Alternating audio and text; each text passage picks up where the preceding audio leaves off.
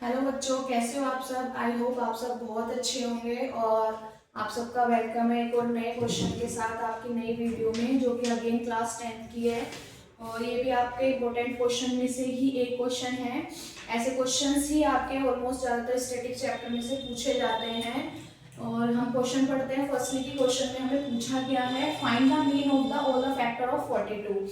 अब यहाँ पर बच्चे ये तो समझ जाते हैं कि हमें सारे जो 42 के फैक्टर्स बताने हैं, लेकिन उसके बाद वो क्या करते हैं, मीन का फॉर्मूला अप्लाई करते हैं। और मीन का फॉर्मूला अप्लाई करते वक्त वो ये कंफ्यूजन हो जाती है उन्हें कि हम टेबल को कैसे कंप्लीट करें, और इसीलिए वो ऑलमोस्ट ज्यादातर ये क्वेश्चन छोड़ के आ जाते हैं। जो कि अभी तुम्हारे प्री बोर्ड में भी इस तरह का क्वेश्चन आया था, तो मैंने देखा कि बच्चों ने ज्यादातर यही किया है कि वो यहाँ तक तो पहुंच गए कि फैक्टर्स निकालने हैं, बट फैक्टर्स के बाद टेबल कैसे बनेगी या फिर इसमें किस तरीके से हम निकाल सकते हैं। क्योंकि बच्चा क्या होता है, उसने 9th में पढ़ा है, वो 9th का पढ़ के 9th में छोड़ दिया, उसको 10th का कुछ नया पढ़ना है, वो प्रीवियस नॉलेज को साथ में रख के नहीं चलता है। लेकिन हमने पहले से पढ़ा है कि 9th को अगर अच्छे से एनालाइज करोगे तभी आप 10th अच्छे से कवर अप कर पाओगे। ऐसे 11th अच्छे से पढ़ोगे तो 12th कर पाओगे। चलो अब देखते हैं कि ये क्वेश्चन हमारा कैसे होता है। सबसे पहले तो हम 42 के फैक्टर्स निकाल लेते हैं। द फैक्टर ऑफ 42 इज क्या क्या होगा, 1 2 3 और उसके बाद 6, उसके बाद 7 9 10 11 12 13 में भी नहीं आएगा, 14 में आएगा, उसके बाद 21 और उसके बाद 42। ठीक है, यहाँ पर हमारे हमने फैक्टर्स निकालने हैं कि हमारे 42 है किस किस टेबल्स में आपका आता है।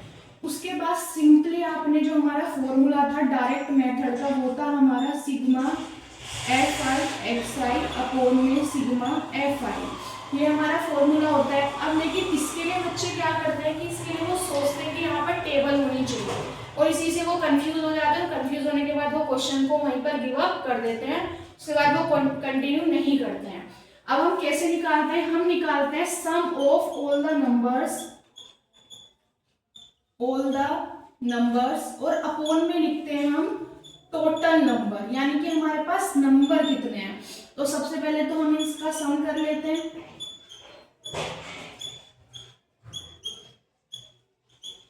अपॉन में टोटल नंबर यानी कि नंबर ऑफ काउंटिंग, ये नंबर्स हैं कितने, तो 1 2 3 4 5 6 7 8, कितने हमारे पास नंबर 8।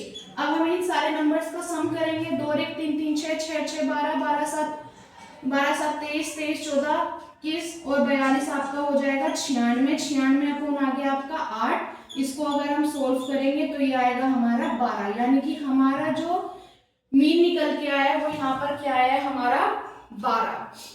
कितना इजी और बेसिक सा पैटर्न है आपका। फॉर्मूला हमने सेम ही अप्लाई किया है लेकिन विदाउट टेबल के।